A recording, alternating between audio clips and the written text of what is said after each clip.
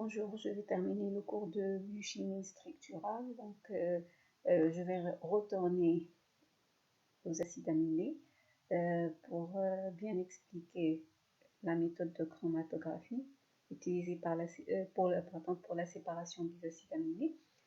Donc, la dernière fois, je n'ai pas bien expliqué cette partie. Donc, avant d'entamer les peptides, donc, je vais expliquer cette partie. Donc ici, on va utiliser la chromatographie liquide à haute performance. Et vous avez déjà vu son principe dans le cours d'analyse, de méthode d'analyse physico-chimique. Donc ici, on va utiliser différentes élutions qui vont être amenées avec une pompe. Donc ici, les élutions avec une pompe. Donc les élutions, c'est-à-dire une solution. Donc, qui va vers une pompe et après, donc, il va passer vers un injecteur. Donc, cet injecteur, il permet l'injection de l'échantillon d'acides aminés. Les acides aminés l'injecteur. Et après, donc, les acides aminés sont séparés dans une colonne. Donc, ils vont passer, les acides aminés après l'injection, ils vont passer dans cette colonne qui va être chauffée. Donc, il va être par la suite chauffé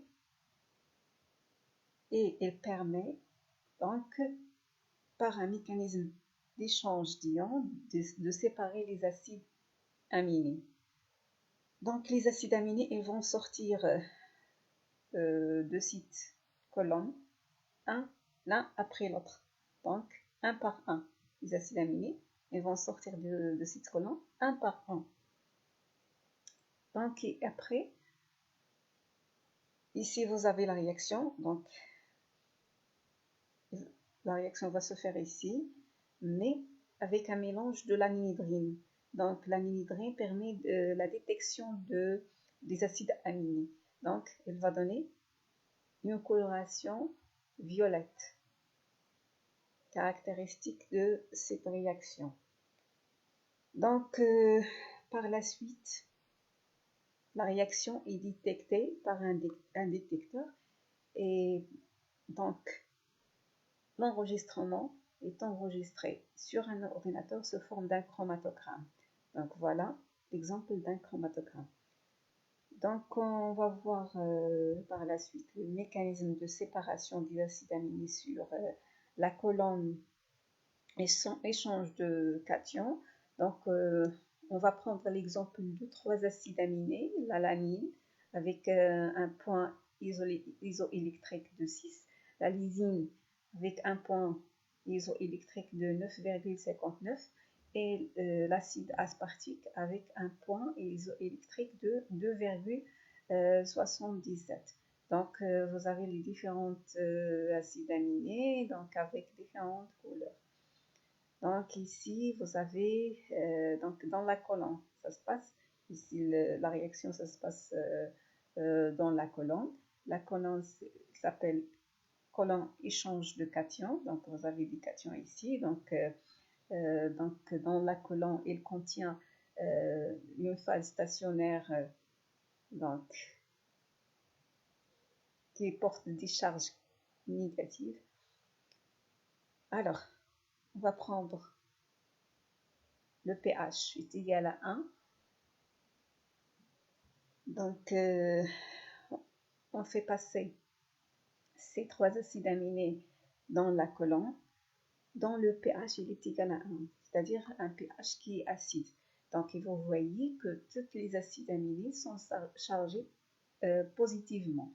Donc, il y a une seule charge positive pour la laline, 2 charges positives pour la lysine, il y a une charge positive pour l'acide aspartique. Donc, les 3 acides aminés sont fixés sur la colonne. En augmentant le pH, c'est-à-dire en passant d'un pH acide vers le pH est égal à 4, donc on voit que les 2 acides aminés, la laline et la lysine, sont fixés sur la colonne, tandis que l'acide aspartique, elle va changer, donc elle va changer la charge. Elle passe de la charge positive à la charge qui est négative. Donc la charge négative, puisqu'elle passe de positive donc vers la charge négative, donc elle va passer par son point isoélectrique. Le point isoélectrique, il est entre 1 et 4. Donc PHI est égal à 2,77. Donc il est entre le pH 1 et le pH 4. Donc l'acide aspartique va être neutre. Et après, donc il est neutre et il va donc sortir de la colonne. Donc il sort de la colonne. Il يخرج من la colonne, ما بقاش لاصق. هنايا acide aspartique ما بقاش لاصق. Donc il va sortir de la colonne. Il est huilier. On dit qu'il est huilier. Donc il va sortir de la colonne. Par la suite, si on augmente le pH, donc on arrive à pH est égal à 6, le pH, c'est-à-dire le point isoélectrique de l'analyne. Donc si on arrive à pH donc supérieur à 6, donc ici vous avez l'analyne, elle sort de la colonne puisque sa charge elle est neutre. Donc on voit seulement que la lysine qui est encore fixée sur la colonne puisque on n'a pas encore arrivé à son point isoélectrique. Donc 6,5, donc il est supérieur à donc le PHI ou bien le point isoélectrique de l'analyne. Donc toujours en augmentant le pH, donc on dépasse le 9,59. Donc si on dépasse le 9,59, donc c'est-à-dire on a dépassé le pH isoélectrique de la lysine, donc la lysine va être ou bien va prendre la charge qui est neutre. Alors donc si on a le pH égal à 11, la lysine va sortir de la colonne. Donc on passe maintenant aux peptides.